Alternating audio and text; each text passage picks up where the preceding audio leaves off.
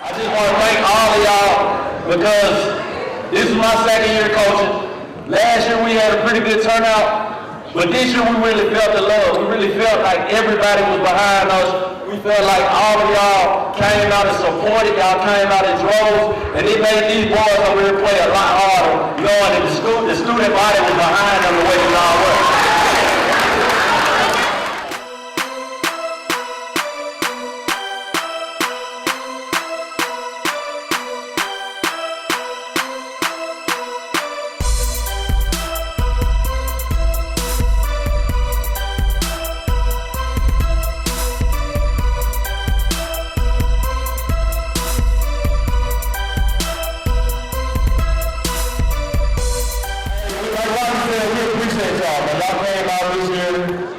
We needed y'all. In a lot of games that we played, the guys were down, you guys brought it back, all the dancing, all the hype, swaggies, that's who we are, everybody, we swaggies, right? Alright, we don't say swaggies, but I appreciate y'all, I love every one of y'all. We're going to try to do it again next year and do the same thing. Hey. It's a pleasure being here today on the 11th annual Max Prep Tour Champions, presented by the Army National Guard. Not only did you guys win your state championship this year, you finished 19th in the nation out of over 20,000 schools. Y'all are one of 10 schools to present this honor today. And because y'all won the state championship this year, y'all marked your 7th in school history and the most in the state of Tennessee. I want to say congratulations to this team. Y'all done a great thing this year. Thank you for bringing it back home to Memphis, to Binghamton. On behalf of the Tennessee National Guard and Max Preps, I want to present you with this award for the 2015-2016 year for being a Max Prep champion. Go. Who's up now? Come on. Oh, come on.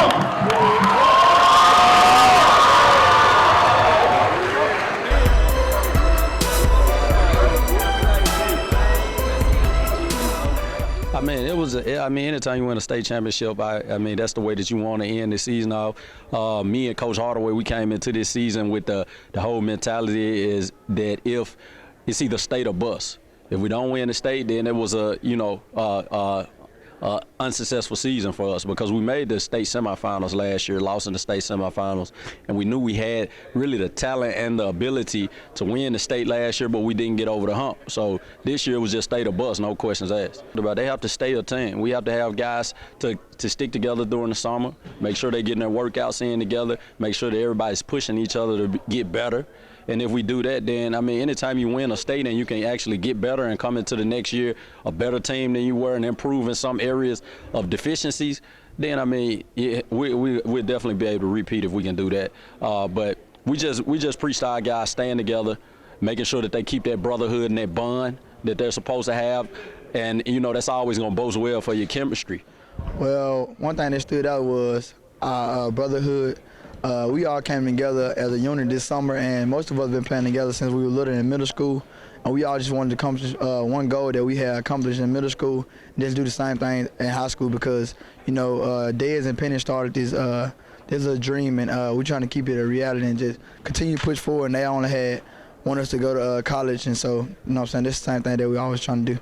Just keep striving for greatness, and, you know, just continue to do your best and stay as a family, and don't, you know what I'm saying, don't have egos. Just all be on one accord and just stay together. That's how they're going to win, because that's how we won this year, putting all our egos to the side and just playing as a whole and just playing as one, and, you know, just doing the same thing that we all doing, just love the game and playing for this. The one thing that made us stand out was that we all played together, and we all had one goal to win the state championship. We all knew who to get a ball to make plays for everyone else. And that was everybody. Like, everybody had to make play for somebody else, and we always knew to make the extra pass or extra play for somebody else. And we just stayed together. We played defense together, and we just made the extra pass, made sure everybody was involved, and we just played as a team. The best moment was when we won state. It's a lot of memories we had this year. The best one when we won state, it made Dez proud.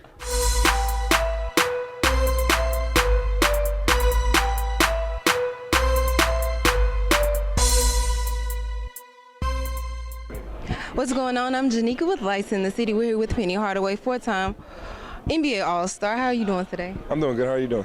I'm great. So you've had 2 documentaries premiere on ESPN recently.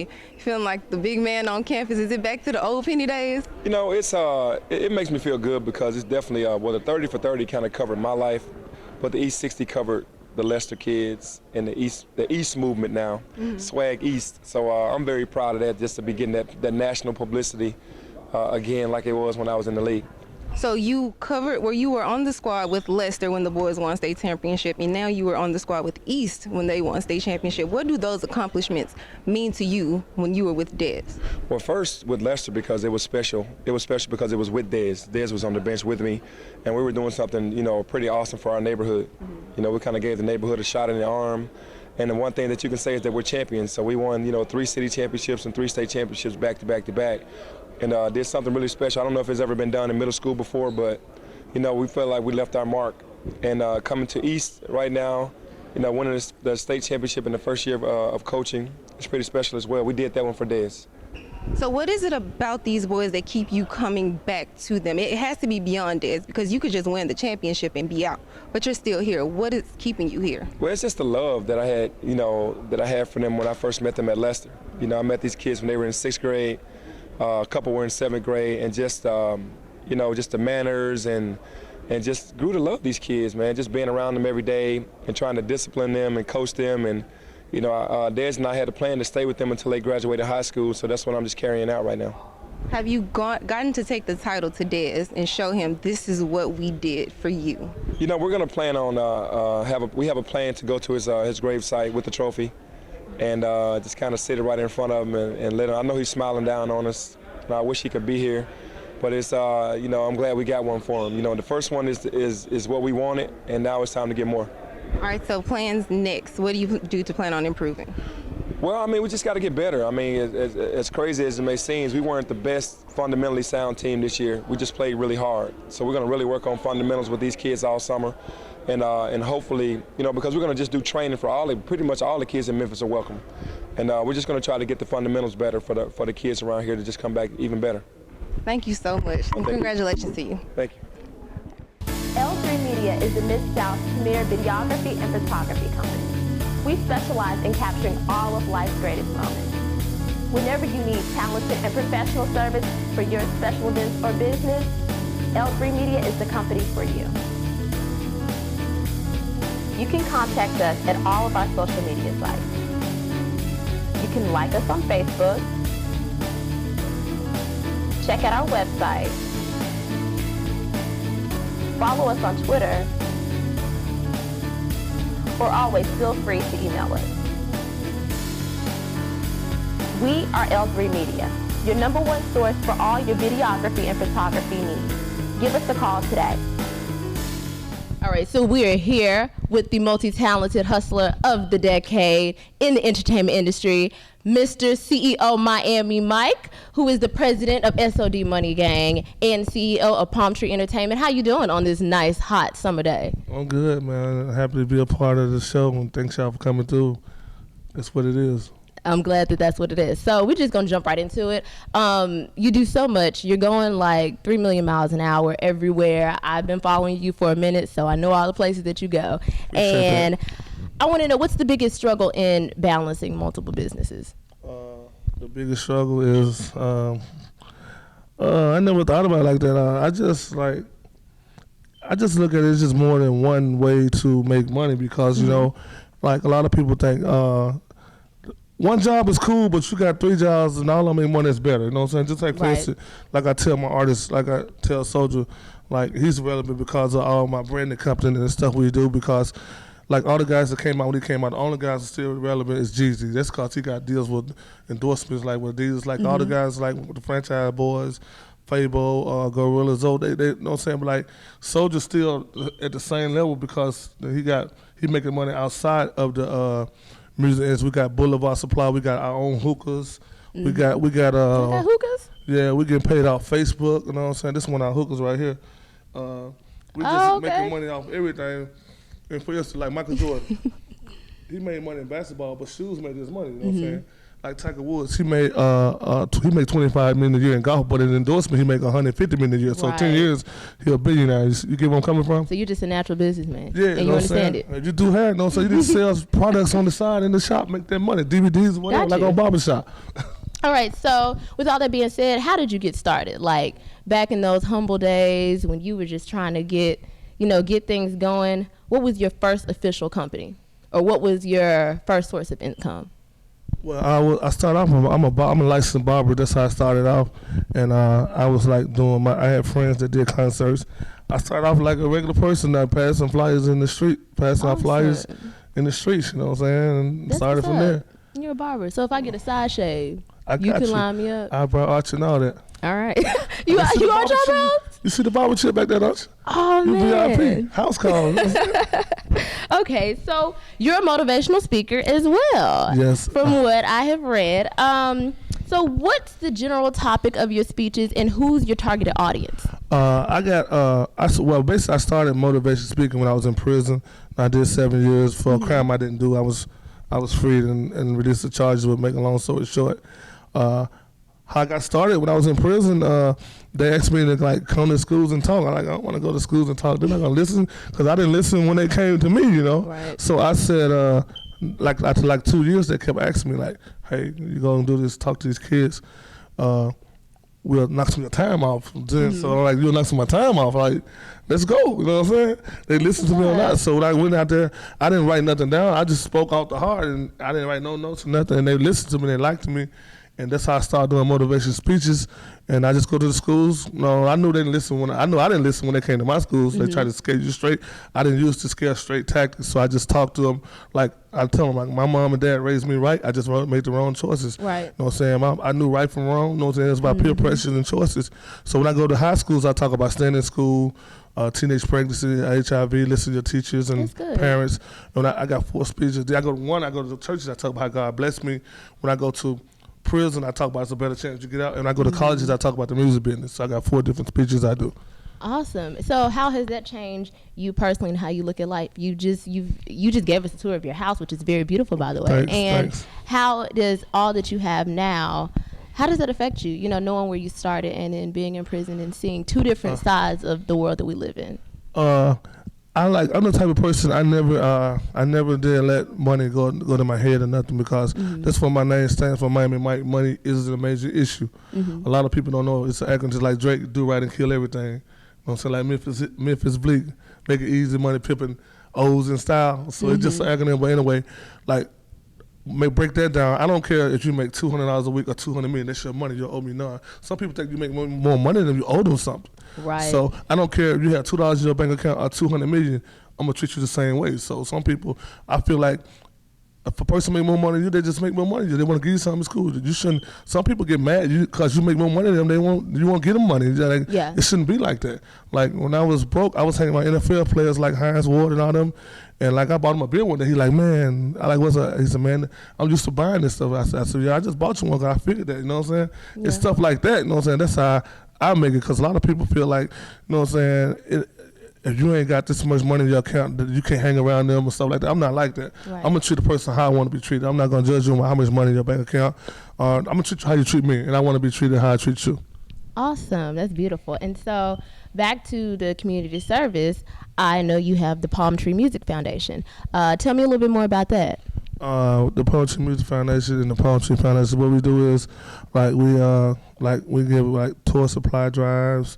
We give away school stuff for kids, and we help pay rent sometimes for single parent mothers, and we do a free concert once a year, car show for kids 12 and under, stuff like that. Different little stuff, you know what I'm saying? Do the paper drives and stuff. You go to school, got little scholarships, ain't but $1,000 or $1,500 for college. Just different little stuff, you know. Mm-hmm. We're just trying, you know what I'm saying? Get back to the community. Do a little something, you know. So, with all this, back to your lifestyle, all this traveling that you do, what's been the greatest memory or the best location that you've ever visited? Man, and what was great about it?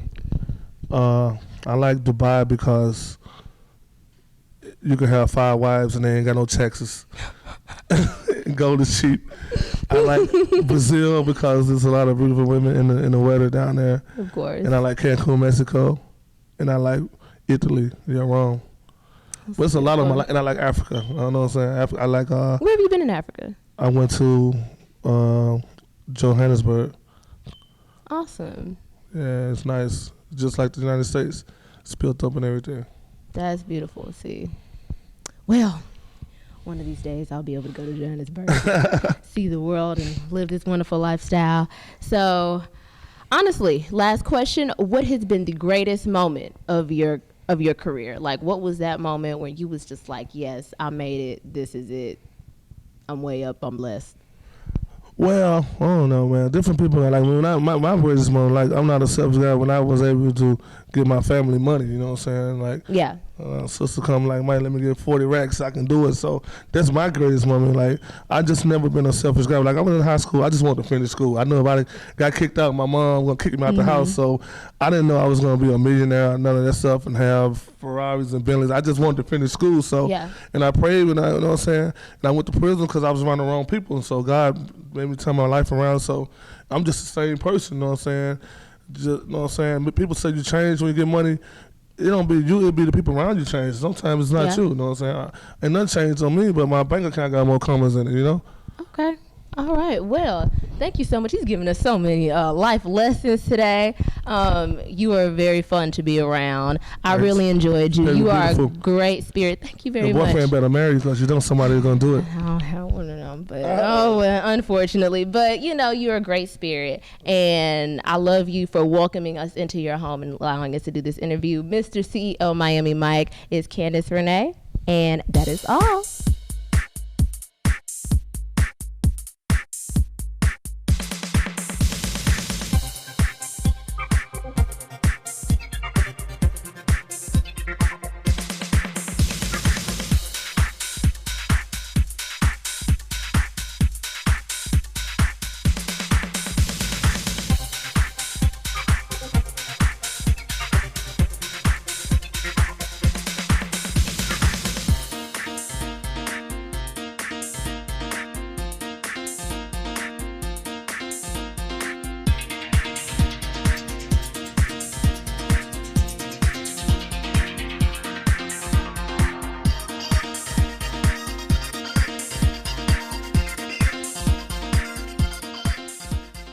Okay, you guys, so we are here with Memphis's own Mr. Snap Me Up, aka I Heart Memphis on Instagram, also known as Richard. How are you doing today? I'm doing great. Thanks for having me. All right, so we're just gonna jump into it. Tell me, how did the whole idea for Snap Me Up come about? Like, where did this all start? Where did it begin? in front of my house, actually. I'm a very funny person, very athletic, and love to dance and jump around and move. So me and my brothers was outside. We were just dancing and making little dances. I think the yeek dance was kind of popular. So we was doing the yeek dance, and we just started doing something. And I was like, pause for the camera now, yeek. You know, and I was watching it, and it kind of went viral. That video went viral, and people was like, hey, and I just put my own dance to it. And I made Snap 'em Up, and people was just loving it. So I just pushed it like that. That's great. So you have over 70,000 followers on Instagram. I have personally myself heard your song on K97. And like you said, it's gone viral. So with you having this following, where do you plan to take the song? Like, do you want this to go national? Like, and how do you plan to do that? Of course, I plan on go national, you know, because you know it'll be a good look for Memphis, and Memphis always support me and have my back. But the couple of years and stuff, you know, I see it as national. But as far as me being from Memphis, we all know how they go as far as getting music out. My best option probably move to Atlanta or move somewhere where music is kind of more powerful. But Memphis, as far as music, is definitely getting more powerful. So I'm just putting out new music to help push. You know what I'm saying? Snap 'em Up. But Snap 'em Up will definitely be like powerful and will take over. Yeah. It will take over. And speaking of Memphis and, you know, gaining more of a power force in music, where do you see yourself being here in Memphis kind of within the next 5 to 10 years in your career, starting with this song? Where do you see yourself going? Well, you know, before I made the song, you know, I was looking at myself as a young Curtis Gibbons. You know, Curtis Gibbons is one of the powerful, most, you know, biggest promoters in the city. You know, when you can make a lot of money, like throwing parties and stuff. So I was thinking to myself being a promoter, but once the music, cause I'm definitely not a rapper. I'm a promoter, but rap happened to fall in my lap. And since I have a big promotion team, they help promote me in whatever I do. So, you know, I see my music being as big as my promotion, and they go hand in hand. And whichever one blows first, that's what I go with. That's awesome. So you have this song, you have this promotion team. You're just awesome. So tell everybody out there, anybody that may not have heard of you, anybody that might have been under a rock and haven't heard the song or seen the video, tell them all where they can find you and your music. You can find me on Instagram at iHeartMemphis, IHEART Memphis, no underscores, and on Twitter at Twitter, 1iHeartMemphis. So 1iHeartMemphis on Twitter and at iHeartMemphis on Instagram. You know, 76,000 followers. None of them were paid for it. I worked hard for them. Okay. Also, you can follow me as well, Candace Renee Rice, on Facebook and on my Instagram, Candace Renee Rice at CandaceReneerice. It's not that complicated. It sounds like it. It sounds like it is, but it's not. And it was so great sitting with you today, Richard. Thank you so much. It was great. Do people call you Richard often? They call me iHeart. They call you iHeart? iHeart. Or Because Mr. today I was Snap 'em Up. wondering like what I was going to call you. Like, am I going to call him like iHeart Memphis, like at iHeart, Mr. Snap 'em Up, like Mr. Memphis? Like, what do I call him? But thanks for letting me interview you, and I hope to hear more from your music, okay? Thank you so much.